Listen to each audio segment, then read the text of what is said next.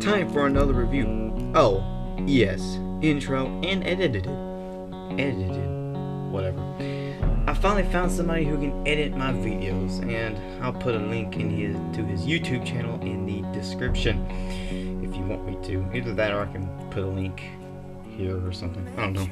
Here, I don't know. Let's just get on with it. Well, as you can clearly tell, we are taking a look at Transformers G1 Blitzwing. Yes. Not really a lot going on in robot mode, I must say. His arms, he's kind of got zombie arms. I can go do that, and that's really it. He's a G1. What'd you expect? Now, something that blew my mind away, and this seems to be kind of an ongoing gag here lately, is exactly how small he is. And yes, I know I pointed that out with Transformers Prime Bumblebee, but this is a G1, and G1s were pretty small. But this is even smaller than I was expecting. Hold on a minute. Just as a size comparison, here he is next to his little buddy Jazz. Yeah, there is a pretty decent difference in scale here, which is pretty weird because, I mean, even though Jazz is a bit shorter, in the cartoon Jazz was a lot shorter.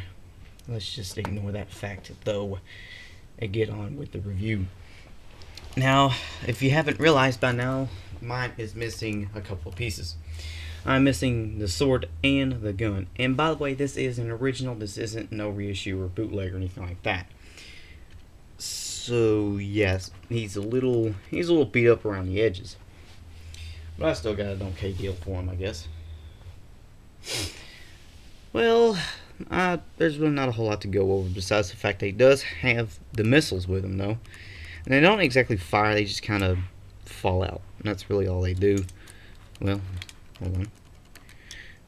That's something that was real sad about the American releases of these toys. The Japanese ones don't have this issue, but the American ones do. Such a shame to think that the American ones are worse than the Japanese ones. But it's not always the case. Not really the case with cars, but anyway, let's just get on to the transformation, shall we?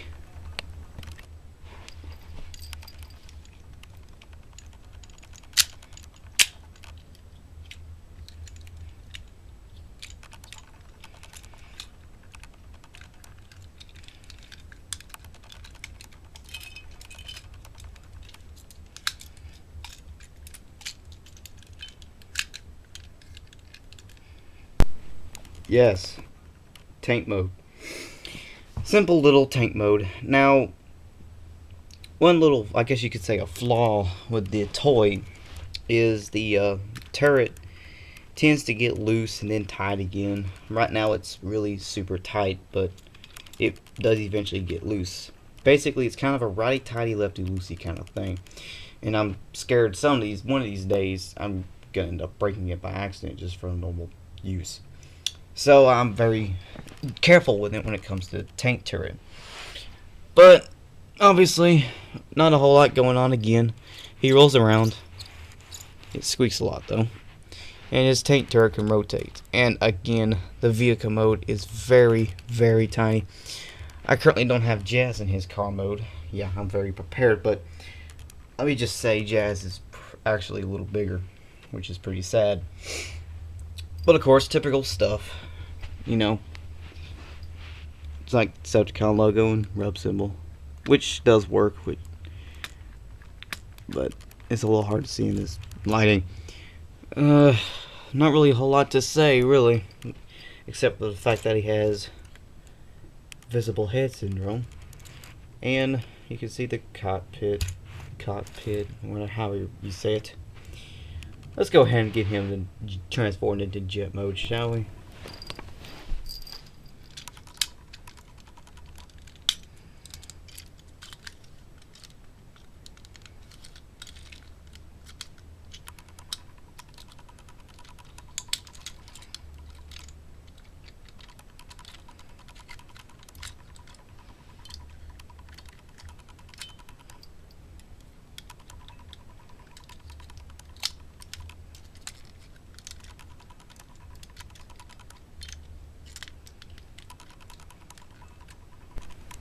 jet mode.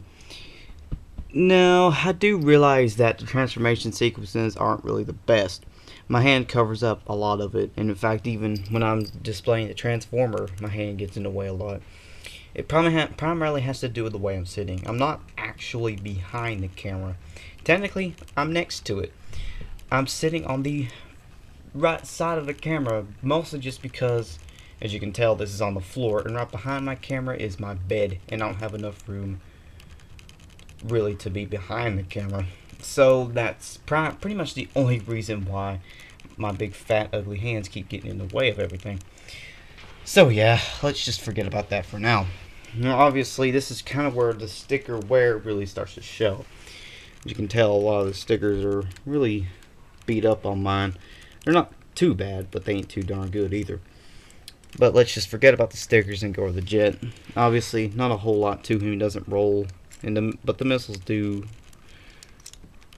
fire in this mode, but I'm always afraid to lose them, so I don't actually use them. Again, very, very tiny.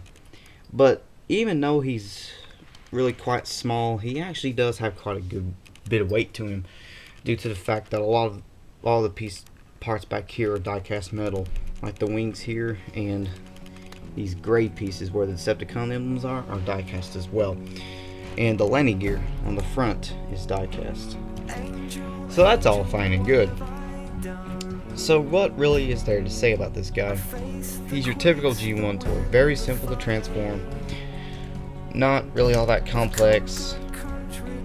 Doesn't do a whole lot, but he's still really fun and seems to have more playability than a lot of modern toys, which is really odd, especially for something that's so old. So yeah, very nice, very good. I do recommend you picking them up. If you're lucky, maybe you can get a good deal like I did. Go to eBay, or if you're lucky, maybe you might find a real cheap one like I did. I do recommend you get one with the accessories though. I hope you guys like this quick video review. This has been Christian Transman, or as y'all like to call me, Boss the Christian Transman. Well, let's hope these videos continue to be edited from now on. Peace out.